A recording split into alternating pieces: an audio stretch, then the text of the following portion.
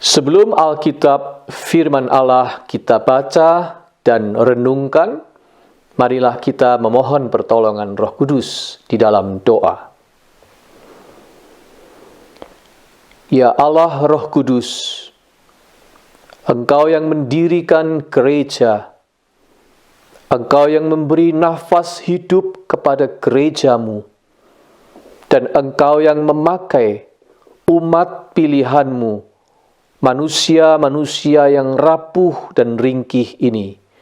Oleh karena kuat kuasa-Mu, Engkau berkenan untuk melengkapi, dan dalam kemurahan hati-Mu, Engkau rela memakai kami. Engkau bekerja di dalam dan melalui kami. Hari ini, kami bersyukur di hadapan-Mu ya Roh Kudus, akan karya-Mu dalam hidup kami sebagai gereja, dan kami menantikan firman-Mu, sebab firman itulah penuntun bagi langkah kaki kami, terang bagi jalan dan penugasan kami di dalam dunia ini sebagai gereja Tuhan.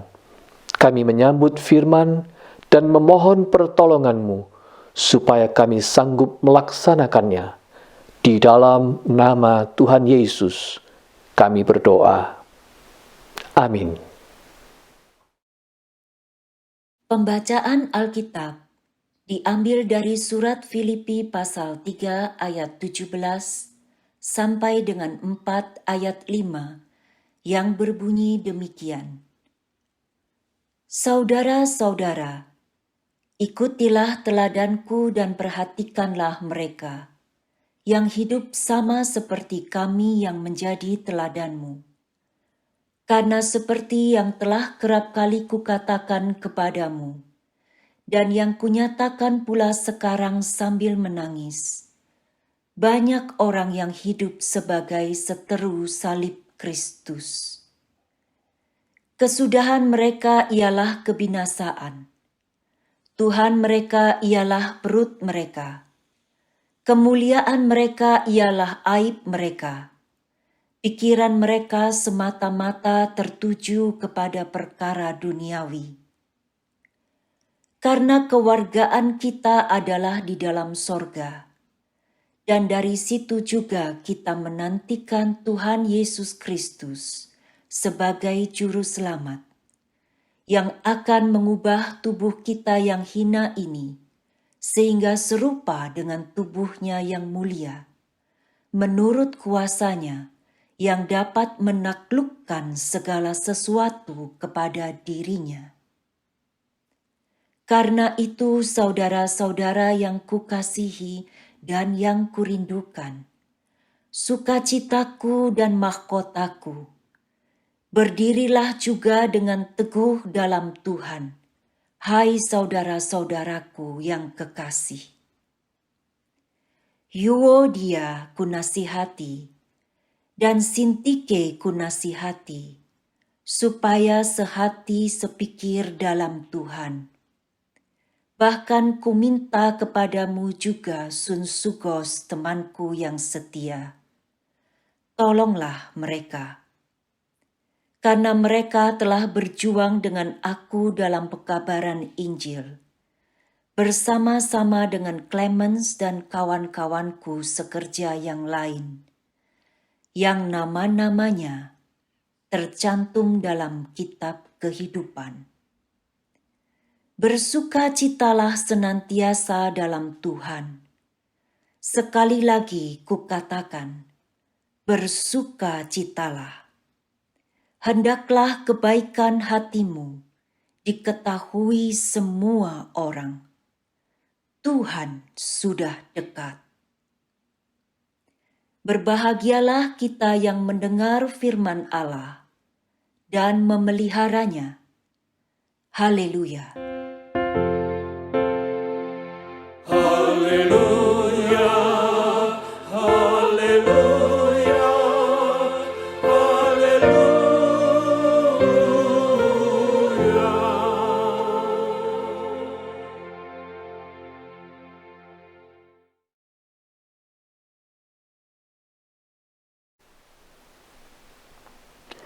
Jemaat sekalian, judul khotbah di hari istimewa ini adalah Work Together, Hand in Hand Till the End. Masih melanjutkan pembahasan surat Filipi. Jemaat yang dikasihi Tuhan, Elizabeth Harmon tidak henti-hentinya mengejar prestasi dalam ajang perlombaan bermain catur. Gadis yatim piatu ini memang menunjukkan bakat yang menonjol sejak kecil. Langkahnya menuju tangga juara sepertinya tak terhentikan. Turnamen demi turnamen, dalam dan luar negeri dimenangkannya. Satu demi satu, pecatur-pecatur hebat di Amerika dan mancanegara tumbang di hadapannya. Kecuali musuh terbesar yang masih mempecundanginya, yaitu Vasily Borgov, sang juara dunia dari Rusia. Begitulah ringkasnya alur cerita dari film The Queen's Gambit yang berlatar belakang Amerika pada tahun 1940 sampai 1960-an yang banyak menerima pujian. Queen's Gambit. Film ini, saudara-saudara, menyingkapkan dengan bagus bahwa perjuangan Elizabeth Harmon untuk mengalahkan Borgov dibayangi oleh perjuangannya melawan diri dan masa kecilnya yang kelam. Sebelum ia dapat menaklukkan Borgov, ditampakkan bagaimana ia bertarung melawan dirinya sendiri. Tetapi, yang menarik dari film ini adalah bahwa walaupun akhirnya dia berhasil mengalahkan dirinya sendiri, kemenangannya atas juara dunia dari Rusia itu di kandangnya sendiri, di negeri Rusia, bukan karena itu semata, tetapi karena bantuan dari rekan-rekannya yang mengikuti pertandingan itu dari tanah air. Di waktu break, mereka menelpon dan mereka ikut memberikan masukan-masukan mereka yang sangat berguna. Dan itu sangat membantu Harmon untuk mengalahkan Borgov. Bahkan, Elizabeth Harmon juga menyadari bahwa betapa besar jasa dan peran guru caturnya yang pertama pada waktu ia masih kecil, yaitu Mr. Scheibel, seorang janitor di panti asuhan anak yatim piatu dulu. Film ini mengusung sebuah pesan tentang kekuatan dari kebersamaan, togetherness. Disitulah letak basis dari kekuatan siapapun, yaitu di dalam komunitasnya, dalam sebuah kebersamaan. Saudara-saudara, harus diakui di abad milenium ini, tidak ada lagi yang namanya kemampuan atau kekuatan individu. Zaman Lone Ranger sudah lewat. Zamannya tokoh, pahlawan, atau superhero yang bertarung sendirian sudah berlalu. Sekarang ini bukan zaman Lone Ranger. Sekarang ini zaman The Avengers. Sekarang ini zamannya para superhero kumpul jadi satu. Berjuang bersama, bahu-membahu, memerangi kejahatan bersama-sama. The Avengers. Bahkan Kung Fu Panda pun bertarung bersama dengan timnya. Artinya, di zaman ini, saudara-saudara, orang yang berhasil itu karena dirinya punya teamwork. Dia punya followers. Dia punya subscribers. Dia punya likers. Dia punya voters. Istilahnya, dia punya community atau punya tribe, komunitas suku yang mendukung dirinya. Entah itu nyata atau itu virtual.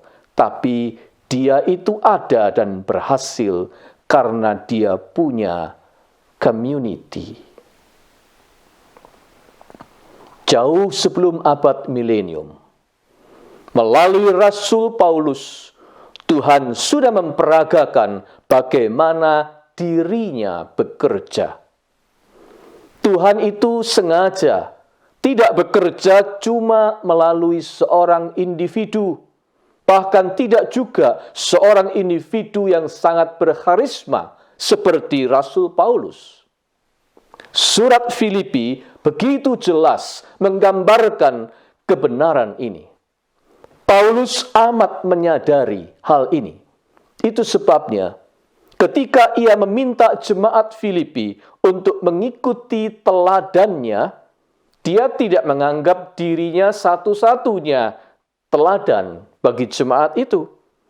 Mereka boleh mengikuti siapapun yang bersama-sama Paulus menjadi teladan bagi jemaat itu. Di ayat 17 Paulus berkata, "Dan perhatikanlah mereka yang hidup sama seperti kami yang menjadi teladanmu." Paulus bicara mereka, Paulus bicara kami, dia tidak bicara aku. Di dalam surat Filipi, saudara-saudara, tidak dapat disembunyikan pula ada kegelisahan Paulus terhadap adanya gejala perselisihan di dalam jemaat yang merusak kebersamaan, walaupun tidak besar. Terutama perselisihan di antara dua tokoh gereja yang bernama Euodia dan Sintikhe.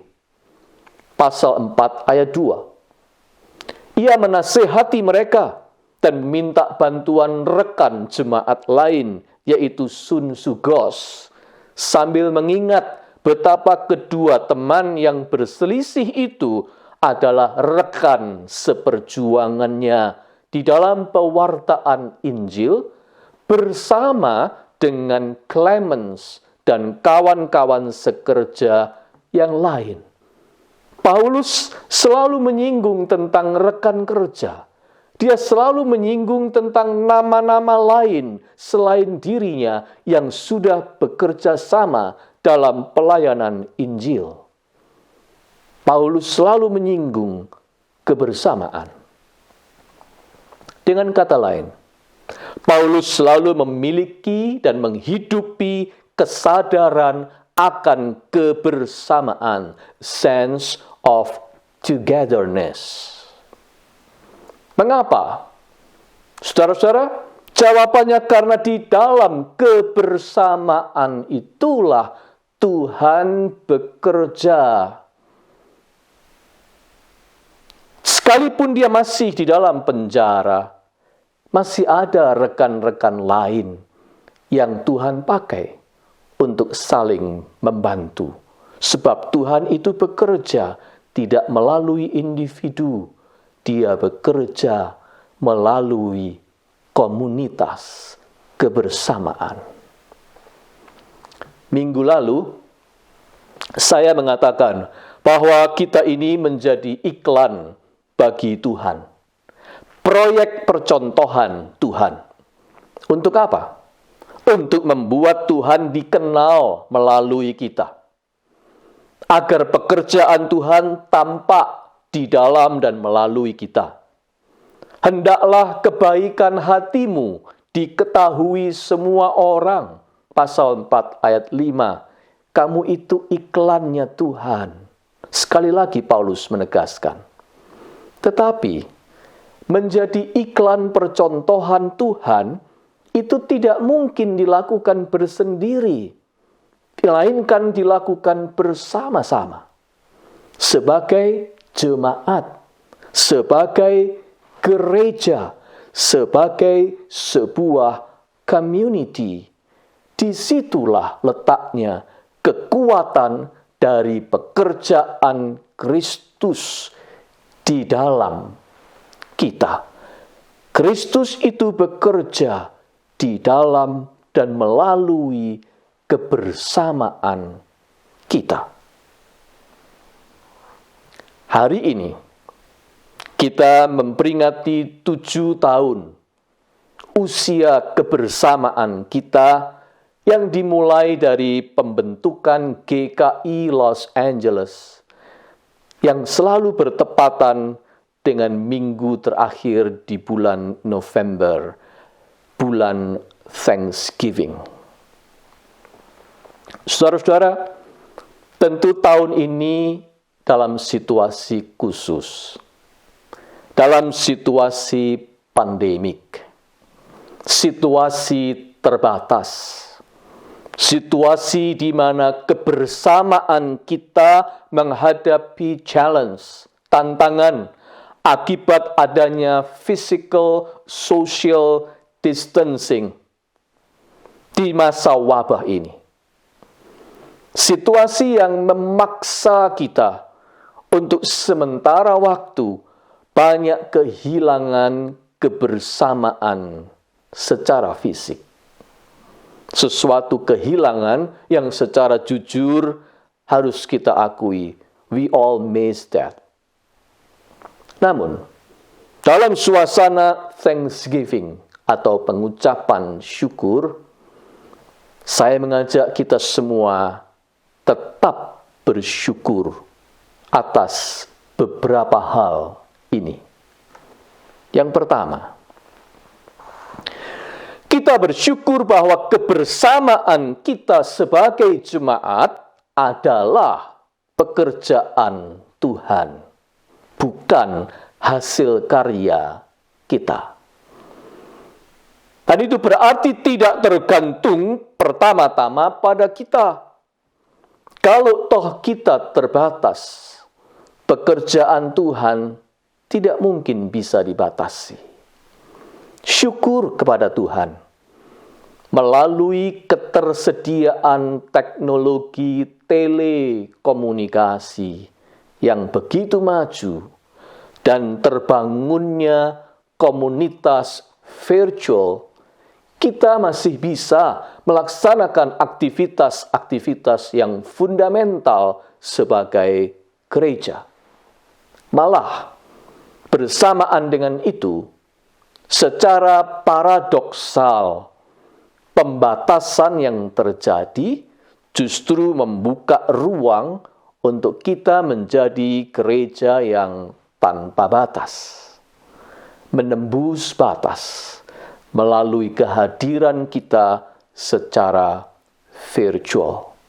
Melalui cara ini, kita justru bisa hadir kapan saja dan di mana saja, dimanapun orang sedang berada.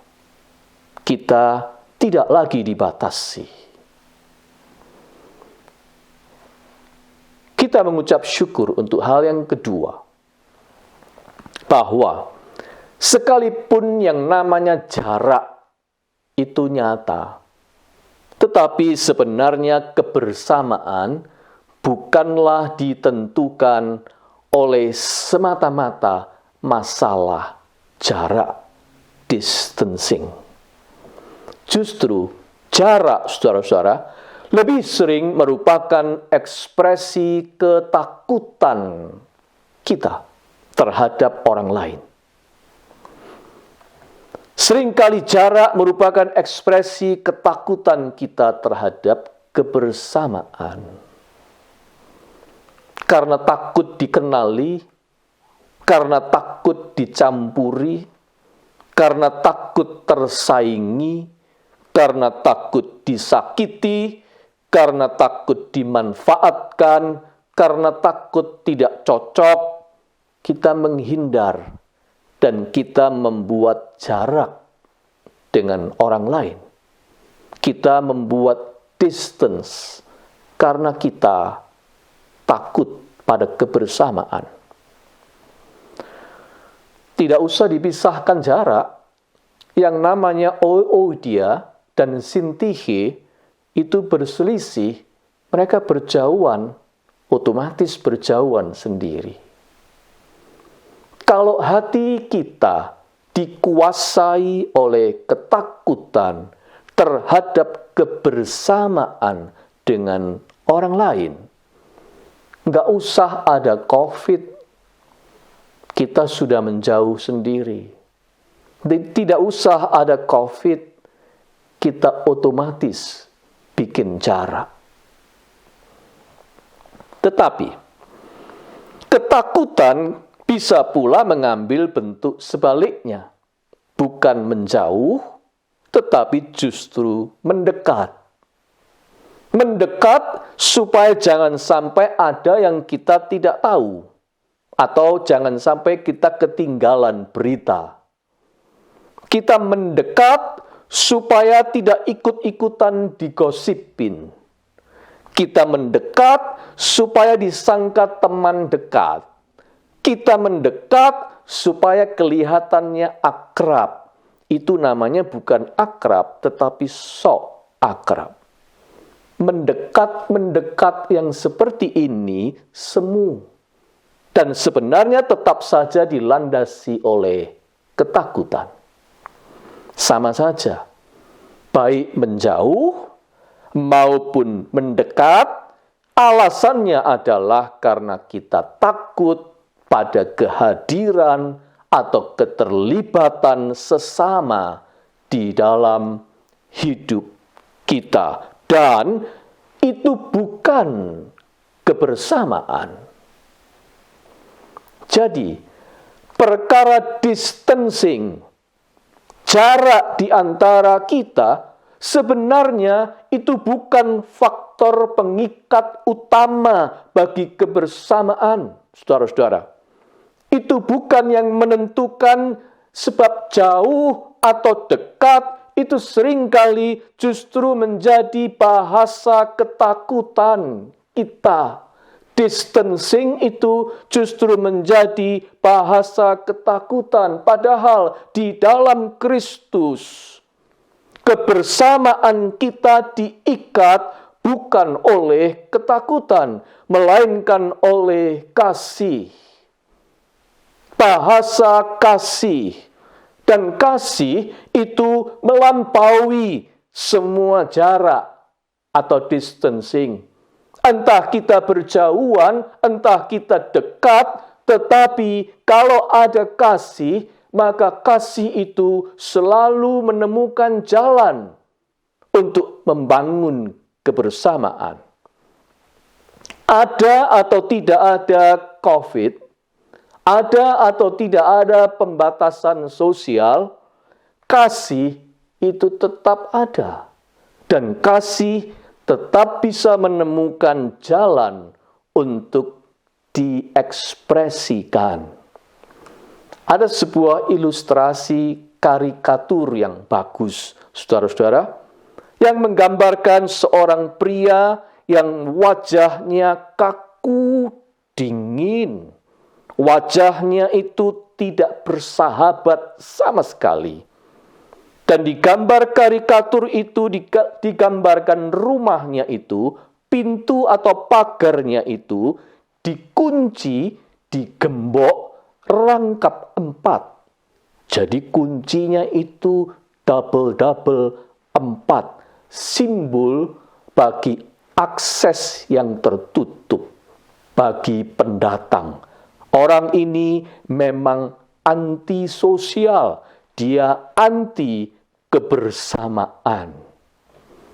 Namun, di gambar karikatur itu yang menarik adalah hadir seorang anak kecil yang sedang menyelipkan potongan kertas merah berbentuk hati lewat celah di antara pintu dengan lantai. Jadi ada celah kecil, disitulah anak itu menyelipkan kertas merah hati kepada pria itu. Sebuah pesan cinta. Artinya, cinta itu memang seperti tulisan yang ada di bawah karikatur tersebut. Love will always find its way. Kasih itu selalu menemukan jalan untuk dinyatakan. Epafroditus itu adalah kasih yang menembus batas penjara. Surat Filipi juga adalah ungkapan kasih yang menembus batas penjara. Jadi, sebenarnya kebersamaan itu tidak ditentukan oleh distancing, jauh atau dekat. Kebersamaan itu ditentukan masih ada kasih atau tidak di antara kita. Saudara-saudara yang dikasihi Tuhan, itu sebabnya hari ini kita merayakan hari ulang tahun gereja kita dengan menyanyikan Bind Us Together, O Lord. Bind us together with love that cannot be broken. Ikatlah kami, Tuhan, dengan cinta, dengan kasih yang tidak akan putus. Dalam situasi seperti sekarang, dalam pembatasan social distancing, kalau ada kasih, kasih akan selalu menemukan jalan untuk menyatakan, mengekspresikan kebersamaan di antara kita. Saudara-saudara, ikatan kebersamaan di antara kita dilandasi oleh kasih. Bersyukur kita karena itu. Dan yang ketiga, kita bersyukur bahwa kebersamaan itu ada saatnya menghadapi kendala untuk dinyatakan. Perjumpaan ternyata bisa dicegat, bisa disekat seperti sekarang yang kita alami ini. Itu ada baiknya kita bisa mensyukurinya. Jika tidak ada COVID, mungkin kita merasa semuanya itu take it for granted. Di dalam penjara, saudara-saudara, Paulus terkendala untuk berjumpa secara fisik dengan jemaat Filipi. Terkendala perjumpaannya. Tetapi itu justru membuat kerinduannya untuk berjumpa makin besar. Sekaligus itu membuat dia begitu menghargai kebersamaan dengan jemaat itu. Sekaligus membuat dia menantikannya untuk terjadi lagi di masa mendatang. Itulah yang membuat ia amat bersemangat karena dia merindukan kebersamaan itu lagi. Bahkan sebelum itu terjadi, sepucuk surat ia tulis lebih dahulu, mendahului perjumpaan itu. Artinya, kebersamaan itu, saudara-saudara, memang pantas untuk dihargai, dijalani, dan diupayakan selagi ada. Tetapi, juga perlu dinantikan dengan kerinduan dan pengharapan ketika masih menghadapi kendala. Mengapa kebersamaan itu begitu penting? Sebab kebersamaan adalah final destination. Kebersamaan itu terminal tujuan terakhir dari perjalanan kembara kita di dunia. Tujuan akhirnya adalah kebersamaan. Kebersamaan dengan Tuhan, perjumpaan muka dengan muka dengan Yesus. Sekaligus kebersamaan dengan semua kaum percaya di segala zaman, termasuk yang sudah meninggal. Kebersamaan sebagai komunitas kerajaan sorga. Itu sebabnya Paulus menyinggung, karena kewargaan kita adalah di dalam sorga, dan dari situ kita menantikan Tuhan Yesus Kristus sebagai Juru Selamat. Pasal 3 ayat 20. Komunitas atau kebersamaan abadi yang di dalam kitab Wahyu disebut sebagai kota Yerusalem yang baru. Wahyu 21 ayat 2 dan 10.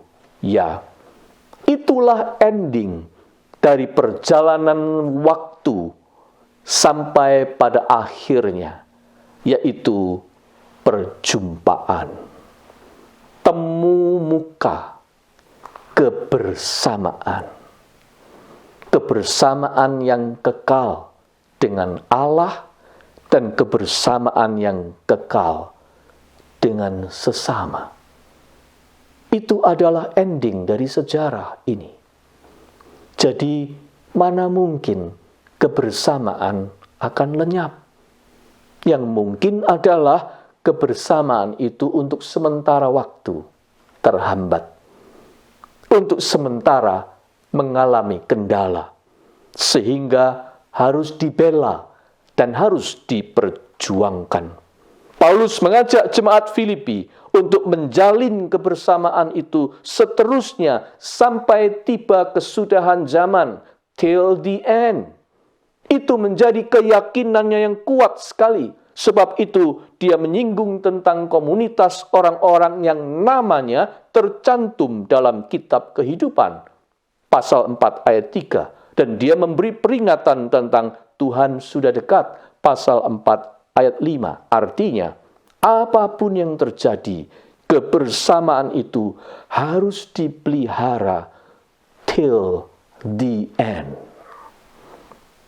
Sekarang ini saudara, apabila kita diizinkan untuk mengalami dan merasakan perjumpaan yang terbatas di masa COVID, itu adalah supaya kita menyadari betapa berharganya sebuah kebersamaan di dalam hidup kita.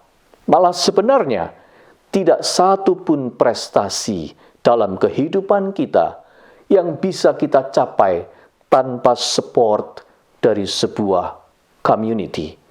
Komunitas penyokong, supporter yang terdekat dengan kita adalah family atau keluarga.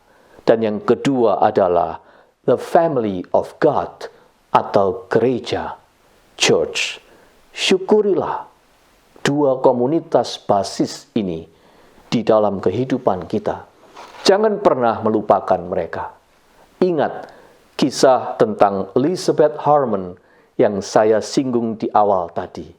Kita ini hidup, kita ini bisa survive karena dikelilingi oleh kebersamaan.